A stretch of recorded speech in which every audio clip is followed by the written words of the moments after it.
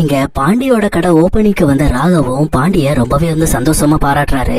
அது மட்டும் இல்லாம இனிமேல் கவலையப்படாதீங்க, இந்த ஒர்க் ஷாப்பை நம்ம ஆன்லைன்ல போட்டு ரொம்ப பெரிய ஒர்க் ஷாப் ஆக்குறோம், இதே மாதிரி நீங்க நிறைய பிரான்ச்சஸ் ஓபன் பண்றீங்க அப்படின்ற மாதிரி பாண்டிக்கு ஆதரவா இங்க ராகவும் பேச ஆரம்பிக்கிறாங்க.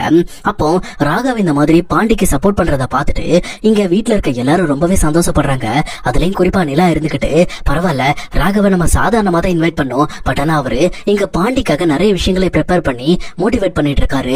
இன்னொரு பக்கம் அவருக்கு பொக்கே கிஃப்ட்னு சொல்லி நிறைய விஷயத்தை கொண்டு வந்து கொடுத்திருக்காருன்னு சொல்லி சந்தோஷப்பட்டு இருக்காங்க. அப்போ இதையெல்லாம் பார்த்துட்டு இருக்க சோழனுக்கு இன்னுமே காண்டாகுது.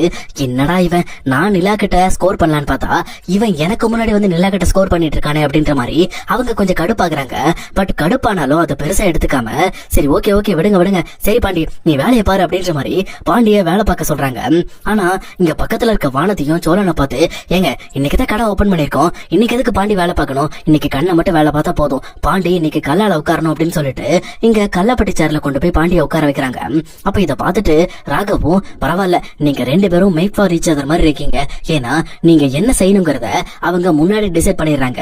அது மட்டும் இல்லாம யாரும் உங்களை தரம் தாழ்த்தியோ இல்ல குறைச்சோ பேசிட முடியாது, அப்படி யாராவது பேசினா கூட அதை கரெக்டா உங்களோட வருங்கால ஒய்ஃபான வானதி சூப்பரா ஹேண்டில் பண்றாங்க அப்படின்ற மாதிரி இங்க ராகவ் ஒரு பக்கம் வானதிய ரொம்பவே சந்தோஷப்படுத்தி பேசிட்டு இருக்காரு. அப்ப வானதிக்கும் ரொம்ப ஹாப்பி ஆயிடுது. அது மட்டும் இல்லாம ராகவ் கிட்ட போயிட்டு நீங்க யாரு எங்க இருக்கீங்க அப்படின்ற மாதிரி விசாரிக்க ஆரம்பிக்கிறாங்க. அப்பதான் ராகவ் அவர் ஒரு கன்ஸ்ட்ரக்ஷன் கம்பெனி வச்சிருக்கிறதாகவும் அவர் ஒரு பெரிய ஓனர் அப்படிங்கிற விஷயத்தையும் சொல்றாங்க. அது மட்டும் இல்லாம நான் ஒரு சிம்பிளான ஆள் தான், நான் ரொம்ப பெரிய ஆள்லாம் இல்ல அப்படின்ற மாதிரி தற்பெருமைய தனக்குள்ளே வச்சுக்கிட்டு ரொம்பவே அமைதியா பேசிட்டு இருக்காரு. ஆனா இதை கவனிச்சிட்டு இருக்க நிலாவும் நீங்க வேற வானதி, இவர் பெரிய ஆளு, இவர் மேல கிட்டத்தட்ட அவ்வளவு க்ரோர்ஸ் பணம் இருக்கு, பட் ஆனா இவர் அதை பெருசா எடுத்துக்காம ரொம்ப கேஷுவலா ரொம்ப எளிமையா இருக்காரு, எனக்கு அதனாலதான் ராகவ் ரொம்ப பிடிச்சிருக்கு அப்படின்ற மாதிரி நிலா ரொம்ப கேஷுவலா பேசிட்டு இருக்காங்க. சொல்லப்போனா அவங்க வேற ஒரு உள்நோக்கத்தோடய அவங்க பேசவே கிடையாது. ஆனா இப்படி அவங்க பேசுறத பார்த்துட்டு ராகவுக்கு ரொம்பவே விருப்பமாயிடுது. அப்போ நிலாக்கும் என் மேல ஒரு விருப்பம் இருக்குல்ல, அவங்க அந்த விஷயத்த தான் தெரிஞ்சவங்க கிட்ட எல்லார்கிட்டையும் ஓப்பனாவே பேசுறாங்களே அப்படின்ற மாதிரி இவங்க சந்தோஷப்படுறாங்க.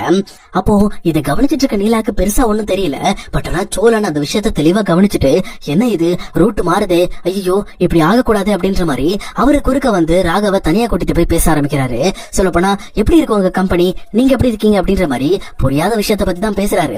ராகவும் வேற வழி இல்லாததுனால இங்க சோழன் கிட்டையும் சரி என்னன்னு சொல்லுங்க அப்படின்ற மாதிரி ரொம்ப கேஷுவலா நார்மலா பேசிட்டு இருக்காங்க. அதுக்கப்புறம் இங்க வானதியும் பாண்டியும் ரொம்ப சந்தோஷமா இருக்கிற விஷயத்த இங்க வானதியோட அப்பாவும் நோட் பண்றாரு. சொல்லப்போனா வானதி காலையில ரெடி ஆகி வந்ததுக்கு அப்புறம் வானதியோட அப்பாவும் அவன் எங்க போறா அப்படிங்கறத தெரிஞ்சுக்கணுங்கிறதுக்காக ஃபாலோ பண்ணிருப்பாரு. அப்படி ஒரு ஃபாலோ பண்ணி பார்க்கும்போது தான் இந்த பக்கம் பாண்டி ஒரு ஒர்க் ஷாப் ஓபன் பண்ணிருக்காங்க. அதுவும் வானதி பைக் ஒர்க்ஸ் சொல்லிட்டு தன்னோட பொண்ணு பேர்ல ஓபன் பண்ணிருக்காங்க அப்படிங்கிற விஷயத்தை தெரிஞ்சுக்கிட்டு அவங்க ரொம்பவே சந்தோஷம் அடைறாங்க. அது மட்டும் இல்லாம அந்த சந்தோஷத்துல தான் பொண்ணு ஒரு நல்ல இடத்துக்கு தான் கல்யாணம் பண்ணி போறா அப்படின்ற மாதிரி அவர் ஹாப்பியா இருக்காரு. ஆனா இந்த விஷயத்த கண்டிப்பா என் பொண்டாட்டியும் சரி என் பையனும் சரி ஏத்துக்க மாட்டாங்க, ஆனா எப்படியாவது நான் தான் என் பொண்ணுக்கு சப்போர்ட் பண்ணி அவங்கள அந்த லெவலுக்கு கொண்டு போக வைக்கணும் அப்படின்ற மாதிரி இவரு ஒரு பக்கம் யோசிச்சுட்டே இருக்காரு. யோசிச்சுட்டு அதுக்கப்புறம் அங்கிருந்து கிளம்பிடுறாரு. ஏன்னா அவர் இப்ப இந்த ஃபங்க்ஷனுக்குள்ள உள்ள வந்தா வானதியோட மூடு கெட்டு போயிடும். அது மட்டும் இல்லாம நான் இந்த மாதிரி வானதிக்கு சப்போர்ட் பண்ற விஷயம் என் பொண்டாட்டிக்கும் என் பையனுக்கும் தெரிஞ்சா அவங்க கண்டிப்பா வானதிக்கு இன்னுமே டார்ச்சர் அதிகமா கொடுப்பாங்க அப்படின்னு சொல்லிட்டு அவர் அங்கிருந்து போயிடுறாரு. அதுக்கப்புறம் இங்க ராகவும் தான் மனசுல தோன்ற விஷயத்த பேசாம நிலா கிட்ட கேட்டலாமா அப்படின்னு சொல்லி யோசிக்கிறாரு. யோசிச்சுட்டு சரி ஓகே இன்னைக்கு நிலா ரொம்ப ஹாப்பியா இருக்காங்க, அதனால நாம இன்னைக்கே நிலா கிட்ட ப்ரொபோஸ் பண்றோம்னு சொல்லிட்டு இங்க ராகவ் அடுத்த நிமிஷமே டக்குன்னு தன்னோட மொபைல்ல ஒரு ரோஸ் ஒன்னு ஆர்டர் பண்றாரு.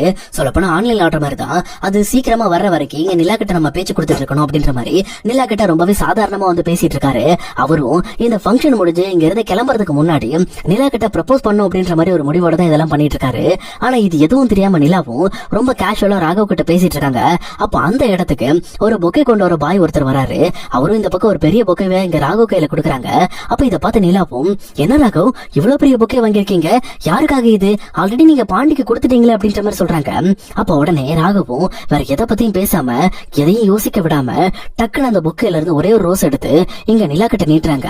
நிலா கிட்ட நீட்டி நிலா நான் உன்னை விரும்ப ஆரம்பிச்சிருக்கேன், சொல்ல போனா எனக்கு உன்னை ரொம்பவே பிடிச்சிருக்கு, நீ எப்போ இந்த கம்பெனிக்குள்ள வந்தியோ அப்ப நான் உன்னை பார்க்கும் போது எனக்கு உன் மேல லவ் வந்துருச்சு, பட் இருந்தாலும் நான் அந்த விஷயத்த டெவலப் பண்ண விரும்பினேன், அதனாலதான் உன்கிட்ட கொஞ்சம் நான் க்ளோஸ் ஆனேன். அது மட்டும் இல்லாம உன்னை பத்தி நான் முழுசா தெரிஞ்சுக்கிட்டேன், என்ன பத்தி நீ முழுசா தெரிஞ்சுட்டு இருப்பேன்னு நினைக்கிறேன், என்னோட லவ் நீ ஏத்துக்கவியா அப்படின்ற மாதிரி இவரும் இந்த பக்கம் பூவை நீட்டி நிலாக்கு ப்ரொபோஸ் பண்றாரு. அப்போ நிலாவோட முகமே அப்படியே மாறிடுது, என்ன பேசுறதுன்னே தெரியல. அவங்க ஒரு மாதிரியான ரியாக்ஷனுக்கு இடத்துக்கு போயிடுறாங்க. அதாவது அவங்களால அழகவும் முடியல, அதே நேரம் சிரிக்கவும் முடியல. இந்த மாதிரி ஒரு கன்ஃபியூசிங்கான ஒரு மனநிலைக்குள்ள அவங்க போயிடுறாங்க. ஆனா இத பாத்துட்டு இருக்க சோழனுக்கு அப்படியே கண்ணுல இருந்து தண்ணி தார தாரைய ஊத்த ஆரம்பிக்குது. அட பாவிகளா, இவ்வளவு நாள் கூட இருக்கிற மாதிரி இருந்துட்டு கடைசியில நிலாக்கே ப்ரப்போஸ் பண்ணிட்டியாடா, அதுவும் எல்லாரும் முன்னாடி பண்ணிட்டியாடா, இப்ப இவங்க எல்லாம் என்னடா நினைப்பாங்க அப்படின்ற மாதிரி சோழன் ஒரு பக்கம் பயங்கரமா ஃபீல் பண்ணி அழ ஆரம்பிக்கிறாங்க. ஆனா அந்த விஷயத்த நிலாவும் கவனிச்சுட்டு இங்க என்ன பண்றதுன்னு தெரியாம ஒரு ரியாக்ஷனே இல்லாம அவங்களும் இந்த பக்கம் ராகவ பாத்துட்டு இருக்காங்க. இப்ப நிலா ராகவோட லவ் ஏத்துக்குவாங்களா இல்ல ஏத்துக்க மாட்டாங்களா அப்படிங்கறத இனி வரப்போற எபிசோட்ல நம்ம கண்டிப்பா வெயிட் பண்ணி பார்க்கலாம் guys.